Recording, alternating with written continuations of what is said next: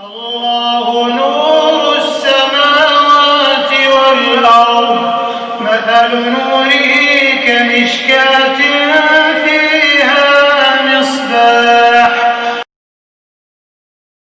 بسم اللہ الرحمن الرحیم اللہم صل علی سیدنا محمد النبی الأمی وعلی آلہ وسلم تسلیما۔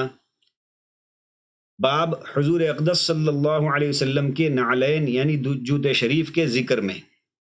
فائدہ: اس میں حضور اقدس صلی اللہ علیہ وسلم کے جوتے کی حیت اور اس کے پہننے اور نکالنے کا طریقہ ذکر فرمایا ہے۔ نعل شریف کے برکات و فضائل حکیم الامت حضرت مولانا اشرف علی صاحب تھانوی رحمۃ اللہ علیہ کے رسالے زاد السعید کے اخیر میں مفصل مذکور ہے، جس کو تفصیل مقصود ہو اس میں دیکھ لے۔ مختصر یہ ہے کہ اس کے خواص بے انتہا ہیں، علماء نے بارہا تجربے کیے ہیں۔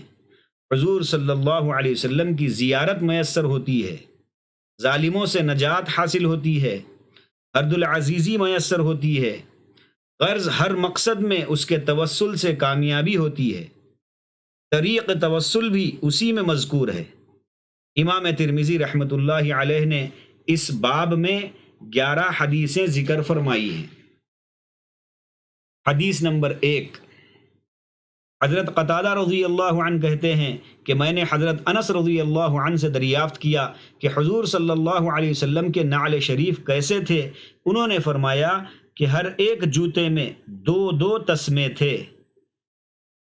فائدہ: عرب میں جوتا ایسا نہیں ہوتا تھا جیسا کہ یہاں ہند میں متعارف ہے، بلکہ ایک چمڑی کی چپٹی پر 2 تسمے ہوتے تھے۔ حدیث نمبر 2، حضرت ابن عباس رضی اللہ عنہ فرماتے ہیں کہ حضور اقدس صلی اللہ علیہ وسلم کے نعلین شریف کے تسمے دوہرے تھے۔ فائدہ: یعنی ہر تسمے میں 2 تسمے تھے، یعنی ہر تسمہ دوہرا تھا۔ اس حدیث کی سند میں ایک راوی خالد خدا ہیں۔ خدا کے معنی موچی کے ہیں۔ علماء نے لکھا ہے کہ یہ صاحب خود موچی نہیں تھے، لیکن نشست، برخاست اور تعلقات موچیوں سے تھی، اس لیے ان کا لقب خالد موچی پڑ گیا تھا کہ اسی سے پہچانے جاتے تھے۔ جس قسم کے آدمیوں سے تعلقات ہوتے ہیں ان کے ظاہری اور باطنی اثرات رنگ لائے بغیر نہیں رہتے۔ حدیث نمبر 3، عیسیٰ کہتے ہیں کہ حضرت انس رضی اللہ عنہ نے ہمیں 2 جوتے نکال کر دکھلائے، ان پر بال نہیں تھے۔ مجھ سے اس کے بعد ثابت نے یہ بتایا کہ وہ دونوں حضرت صلی اللہ علیہ وسلم کے نعلین شریف تھے۔ فائدہ: اگر چمڑے کو بغیر بال اتارے بھی اکثر چمڑے کو بغیر بال اتارے بھی عرب میں جوتا بنا لیا جاتا تھا، اس لیے راوی نے بالوں کا ذکر فرمایا۔ حدیث نمبر 4، عبید بن جریج نے حضرت ابن عمر رضی اللہ عنہ سے پوچھا کہ آپ بغیر بالوں کے چمڑے کا جوتا پہنتے ہیں، اس کی کیا وجہ ہے؟ انہوں نے فرمایا کہ میں نے حضور اقدس صلی اللہ علیہ وسلم کو ایسا ہی جوتا پہنتے ہوئے اور اس میں وضو فرماتے ہوئے دیکھا، اس لیے میں ایسے ہی جوتے کو پسند کرتا ہوں۔ فائدہ: منشا سوال کا یہ تھا کہ عرب میں اس وقت تک تنعم اور تمدن ایسا نہ تھا، اس لیے بالوں سمیت چمڑے کا جوتا عام طور سے بنا لیا جاتا تھا۔ اسی لیے بخاری شریف کی مفصل حدیث میں بھی ہے کہ عبید نے حضرت ابن عمر رضی اللہ عنہ سے کہا کہ میں چند چیزیں آپ کے معمولات میں ایسی دیکھتا ہوں جو دوسرے صحابہ کے معمولات میں نہیں دیکھتا۔ من جملہ ان کے یہ بھی ذکر کیا کہ آپ صاف شدہ چمڑے کا جوتا پہنتے ہیں۔ حضرت ابن عمر رضی اللہ عنہ اتباع کے شدت اہتمام میں اس کا لحاظ فرماتے تھے۔ دوسرے حضرات عام دستور کے موافق ویسے ہی چمڑے کا بنا لیتے تھے۔ حدیث بالا میں اس میں وضو کرنے کا مطلب یہ ہے کہ عرب کے جوتے میں چونکہ پنجہ نہیں ہوتا، نیچے چپٹی اوپر تسمہ، اس لیے جوتے پہنے ہوئے بھی وضو ہو سکتا ہے اور بے تکلف پاؤں دھل سکتا ہے۔ اس لیے حضور صلی اللہ علیہ وسلم کبھی کبھی تعلیم و جواز کے واسطے ایسا بھی کر لیتے۔ بعض علماء نے اس میں وضو کا مطلب یہ بتایا ہے کہ وضو کے بعد فوراً نعلین شریف پہن لیتے تھے، پاؤں کے خشک ہونے کا انتظار نہ فرماتے تھے، تاکہ یہ معلوم ہو جائے کہ فوراً تر پاؤں میں جوتا پہننے سے وضو میں کوئی نقص نہیں آتا۔ حدیث نمبر 5، حضرت ابو ہریرہ رضی اللہ عنہ بھی یہی نقل فرماتے ہیں کہ حضور اقدس صلی اللہ علیہ وسلم کے نعلین شریف کے 2 تسمے تھے۔ حدیث نمبر 6، عمر بن حریث رضی اللہ عنہ فرماتے ہیں کہ میں نے حضور اقدس صلی اللہ علیہ وسلم کو ایسے جوتوں میں نماز پڑھتے ہوئے دیکھا ہے جن میں دوسرا چمڑا سلا ہوا تھا۔ فائدہ، یعنی اس کی تلی دوہری تھی، اوپر نیچے 2 تہ چمڑے کی تھی، یا یہ مطلب ہے کہ ٹوٹے ہوئے ہونے کی وجہ سے چمڑے کے پیوند لگے ہوئے تھے۔ حدیث نمبر 7، ابو ہریرہ رضی اللہ عنہ فرماتے ہیں کہ حضور اقدس صلی اللہ علیہ وسلم نے ارشاد فرمایا کہ ایک جوتی پہن کر کوئی نہ چلے، یا دونوں پہن کر چلے یا دونوں نکال دے۔ فائدہ، اس حدیث کو شمائل میں ذکر کرنے سے یہ مقصود ہے کہ حضور صلی اللہ علیہ وسلم کی عادت شریفہ ایک جوتا پہننے کی نہیں تھی، اس لیے کہ جب حضور اقدس صلی اللہ علیہ وسلم دوسروں کو منع فرما رہے ہیں تو خود ایسا کاہے کو کرتے؟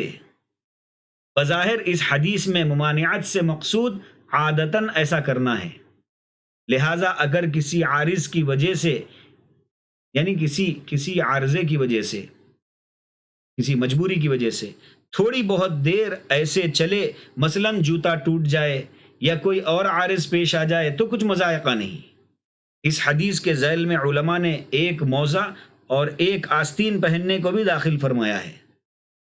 غرض معتاد طریقے پر ہر چیز کو پہننا چاہیے، تکلف اور بے تمیزی سے احتراز چاہیے۔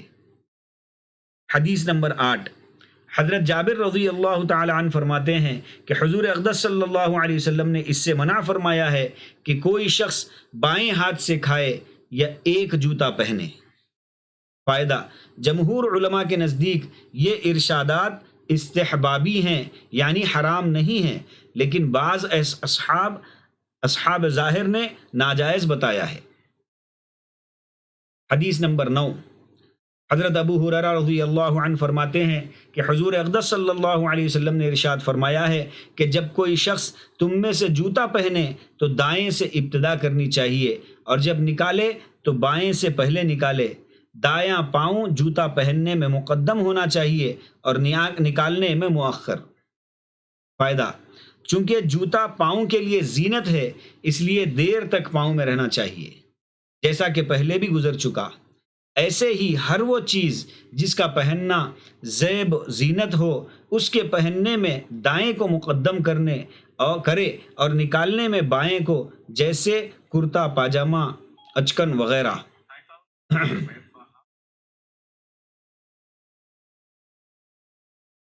حدیث نمبر 10، حضرت عائشہ رضی اللہ عنہا فرماتی ہیں کہ حضور اقدس صلی اللہ علیہ وسلم اپنے کنگھی کرنے میں اور جوتا پہننے میں اور اعضائے وضو کے دھونے میں حتی الوسع دائیں سے ابتدا فرمایا کرتے تھے۔ فائدہ، ان 3 کی تخصیص نہیں بلکہ ہر چیز کا یہی حکم ہے، جیسا کہ پہلے بھی گزر چکا، اور حتی الوسع اس طرف اشارہ ہے کہ اگر کوئی ضرورت بائیں کے ابتدا کی لاحق ہو تو مضائقہ نہیں۔ حدیث نمبر 11، حضرت ابو ہریرہ رضی اللہ عنہ فرماتے ہیں کہ حضور اقدس صلی اللہ علیہ وسلم کے نعلین شریف کے 2 تسمے تھے۔ ایسے ہی حضرت ابو بکر صدیق رضی اللہ عنہ اور حضرت عمر فاروق رضی اللہ تعالی عنہ کے جوتے میں بھی دوہرا تسمہ تھا۔ ایک تسمے کی ابتدا حضرت عثمان رضی اللہ عنہ نے فرمائی ہے۔ فائدہ، غالباً حضرت عثمان رضی اللہ عنہ نے اس لیے اس کو اختیار فرمایا کہ 2 تسموں کا ہونا ضروری نہ خیال کر لیا جائے۔ اللہ تعالی ہم تمام کو نبی پاک صلی اللہ علیہ وسلم کی سنتوں پر عمل کرتے ہوئے زندگی گزارنے کی توفیق نصیب فرمائے، نبی پاک صلی اللہ علیہ وسلم کی زیارت نصیب فرمائے، آپ صلی اللہ علیہ وسلم کا پڑوس ہم کو آخرت کی زندگی میں اللہ نصیب فرمائے۔ اور پڑھائی کے اندر جو کوتاہی لغزش گناہ غلطی ہو چکی ہے اللہ اس کو معاف فرمائے۔ وآخر دعوانا ان الحمد للہ رب العالمین۔